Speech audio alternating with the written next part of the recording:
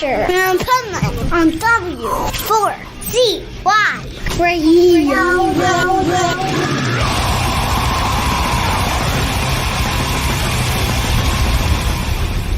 Wake up, America! It's time for the Adventures of Pipeman on W4CY.com, West Palm Beach's #1 internet radio station. Here's your host, the Pipeman.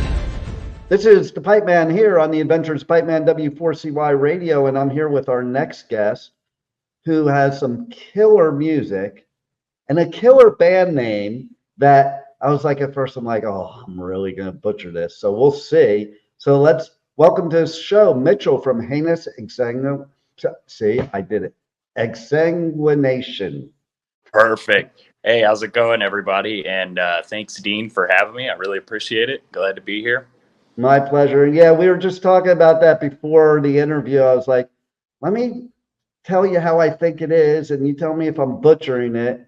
And I did it perfect the first time. And that's the problem. Even when I do voiceovers, commercials, stuff like that, it's always the first take that if I get it right, I get it right and it's done. If I have to go to a second take, then sometimes it takes like 15 takes. Oh, yeah, definitely.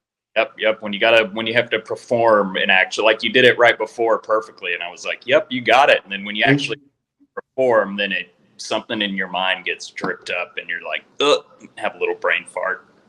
And it reminds me, okay, so you'll be able to relate to this. I was just watching, I think it was yesterday or the day before, a video about Tom Araya from Slayer, and they're talking about Angel of Death and the scream that he does. Oh, and right. And basically, the first time he did it, when they weren't recording the song, they were just looking for a scream that would work, and the first scream was perfect. And he never was able to repeat it ever again. Wow. Yeah. I know exactly. I love Slayer. I know exactly what you're talking about. And that's crazy because I've seen them live a few times. And I think the last time I saw them, I think he wasn't even doing anything at the time for that song, because they were this was probably 2015 or something. So they were starting to, get up there. But the few times I did see him before that, when he did do the scream, it did not sound like the record. I know, right? And they did, luckily, the producer luckily recorded it when it was just like a practice scream, because that's the one they used. Right. And I went to, you're going to love this, I went to their first show ever. Oh, wow. Where was that at? I can't even remember. It was either the Woodstock or the Troubadour or one of those places. Yeah.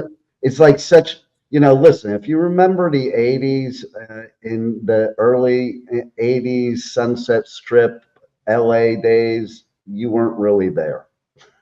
Yeah. Yep.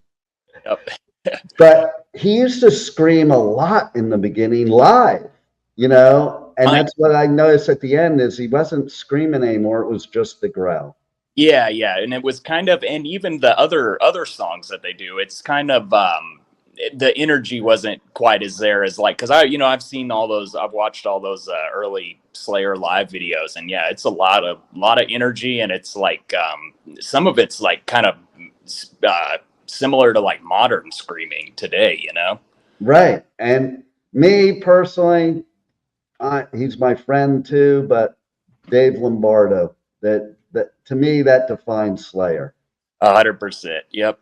I agree. Yep. One of my best friends is a huge Slayer fan, and he's the same way. So that makes Dave made the like connected it all together. Well, it was that double bass, okay? Because there was no double bass at the time. Right. And Dave brought the punk into it. So did Jeff. Like Dave and Jeff were punks, and Tom wasn't even really a metalhead before being in Slayer. And then Kerry was the true metalhead. Right. Yep. That makes sense. So yeah. So now what I want to say is about your band. Okay. How do you have, I'm always amazed by this, two people making such a full sound? Man, it's really just the technology that we have today. And I talk about this all the time, like to people that ask me, or, you know, just different conversations with producers, musicians.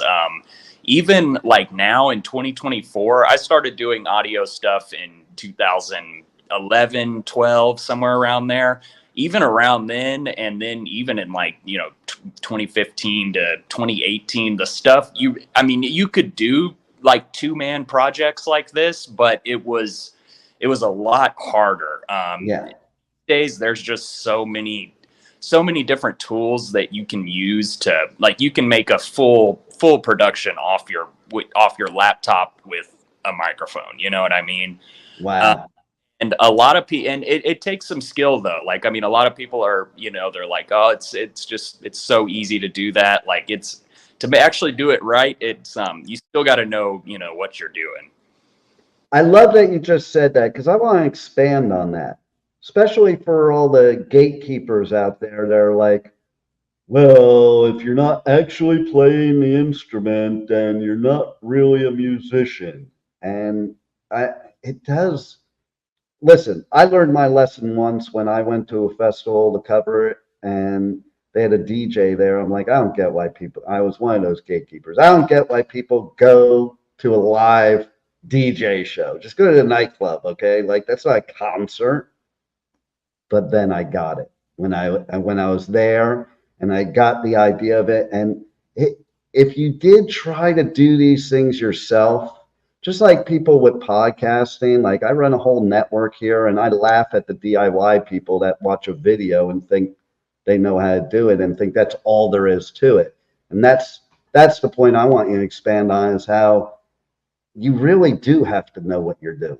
Totally. Yeah. As you were saying that, I was thinking, so what we do, the live parts of the Heinous Exsanguination recordings is all the guitar. I record and write all of the guitar.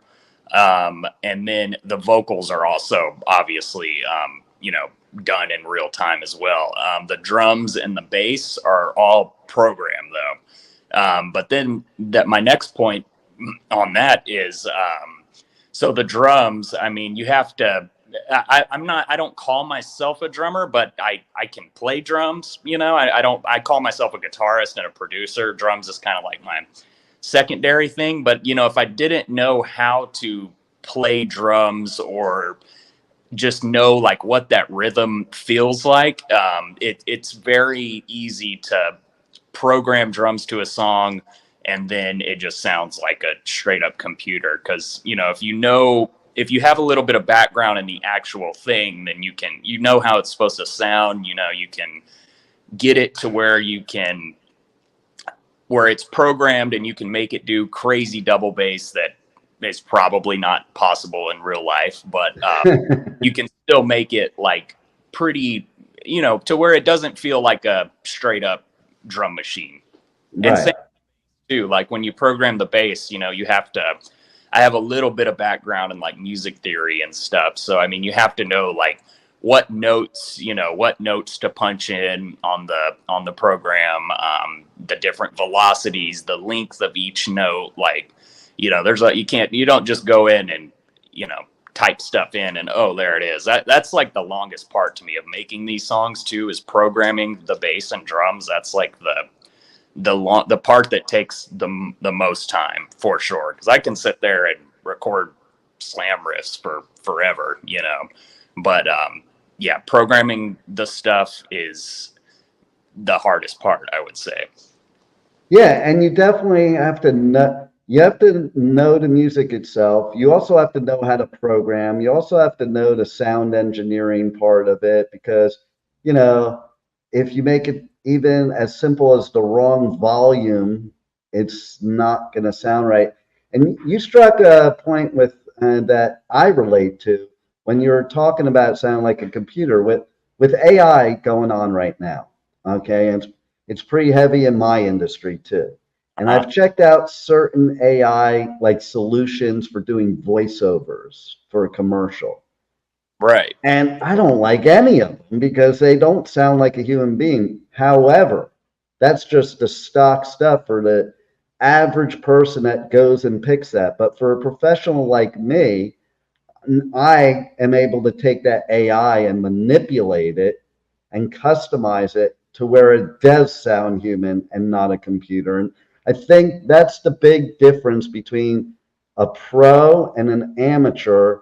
An amateur experiments with it and kind of relies on the technology, where the pro uses the technology but relies on their abilities to make the technology better.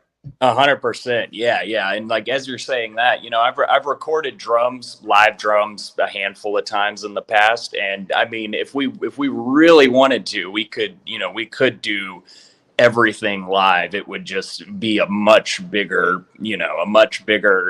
venture, and it would cost a lot more money and require a few more people. But yeah, that's why I think it's so cool that, these days you can just have like me and JP, just two people making music like this. And it's very common in this, in the slam death metal, slamming brutal death metal world, to have like a 1-man or 2-man project like that. You know, I love every time you say slam. Okay, I go back to old school before there was a word called moshing, and we called it slam dancing. Right. And slam, and now it's got its own genre. Yep.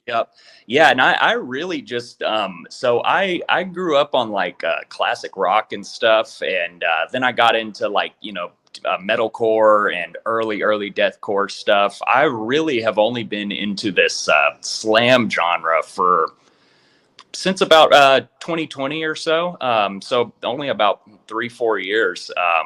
So I'm newer. I'm a metalhead, but I'm newer to the slam side of things. So maybe tell the audience, because they might not know, because it's not a term used a lot nowadays. So what differentiates slam from other types of death metal?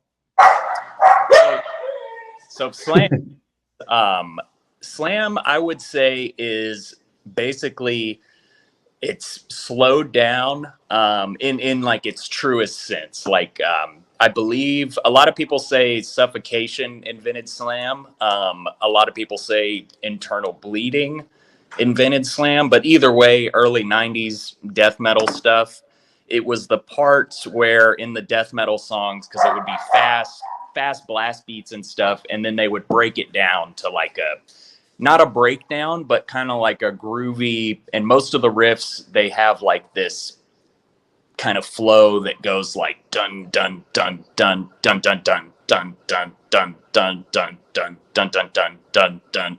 So that's what defines slam for me, is like that pattern, and also like the use of the vocals. A lot of the time it's not like a metalcore or deathcore type of vocal. It's more of a sounds sometimes like a frog or a cricket. That's and that's another part of slam too, is I view the vocal as just another instrument, you know. Yeah. So it all kind of combines together, instead of where most music, like we were just talking about Slayer, like that scream, you know, like, yeah, you have music going on behind it, but that scream is like the main point right there. And in most music, you know, like most popular music, the vocal is the lead thing. But for my thinking with slam, it's like I said, it's just that one pattern, obviously with a bunch of different variations and stuff, but centered around that, and just kind of everything works together to make like a very heavy, kind of nasty, raw, aggressive music. And you know, when you were describing it, I was having a flashback visual in my head of being in a pit, and you know, and then the whole thing is when the music did slow down, like you're still in the pit slamming, but kind of in slow motion, right? Catching your breath. Yep, definitely. For the next brutal part. Definitely. Yeah, I was gonna say a bunch of like you're talking about the metal gatekeepers and stuff. a lot of people will be like, oh, it's not slam unless it's like all slow like that. But there's so many different variations of this type of music these days. I feel like that, you can, most bands are kind of most slam and bands in the slam genre are a mixture of like classic death metal with, classic slam. So it's not all just slow breakdowny parts. A lot of fast, like blast beats and, more classic death metal parts or even thrash stuff, Well, and it's wild because in the beginning, like death and thrash, cross paths. I mean, I used to go see Possessed all the time with Dark Right. Angel, and with Slayer and with Metallica and bands like that. So it was like death was almost like part of thrash, but a different part. And it just evolved to where it is today. Yep. I totally agree. So I love, and we have it behind me too, but I love your artwork. Even on the singles, the artwork is so intricate and so cool. And I'm very much into that, like the whole idea of music is not just the music, but it's the whole sensory experience. And you guys, man, you're like right behind me, the new album coming out. I mean, that artwork's insane. I would just sit there and listen to a whole album and find every little detail in that artwork. That's the old school me. Awesome. Yeah. Thank you. And that's another part of like death metal and or metal in general, I think, is the album covers, especially with the slam stuff. It's usually some pretty dark subject matter, and it's always like really well done artwork. There's a bunch of really great artists out there who do make these death metal and slam album covers, and I would say that's a huge part of it. And so tell us about the new album, and why people should definitely listen to it. I know why, because I heard it, but Definitely. So the album is called The Stench of Decaying Flesh. It's going to be coming out on Gorehouse Productions. And I started writing these songs, I guess it was back in 2022 or something like that. We wrote one song. The first